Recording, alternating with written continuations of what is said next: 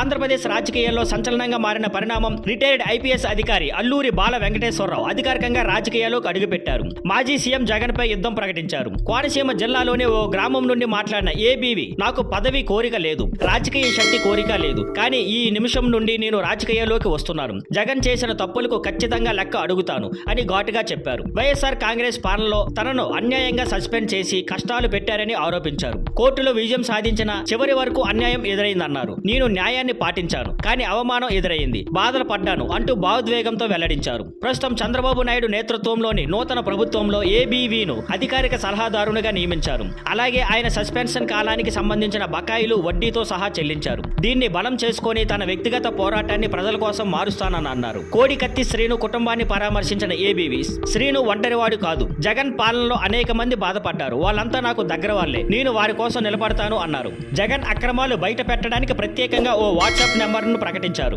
7816020048. ఈ నంబర్కు ఎవరి వివరాలు లీక్ చేయకుండా మీరు నిస్సంకోచంగా సమాచారాన్ని పంపండి. జగన్ చేసిన చీకటి పనులన్నీ వెలుగులోకి తేవాల్సిన సమయం వచ్చింది అన్నారు. ఇప్పటి వరకు ఏ రాజకీయ పార్టీలో చేరుతారో వెల్లడించలేదైనా నాకు పదవి కోసం కాదిది, మార్పు కోసం పోరాటం అంటూ స్పష్టంగా చెప్పారు. ఈ ఎంట్రీతో జగన్ కి మరో పెద్ద తలనొప్పి వచ్చిందని విశ్లేషకులు చెబుతున్నారు. ఆంధ్రప్రదేశ్ లో మరోసారి రాజకీయంగా భారీ యుద్ధానికి రంగం సిద్ధమవుతుంది. Thank you for watching. Please like, share and subscribe.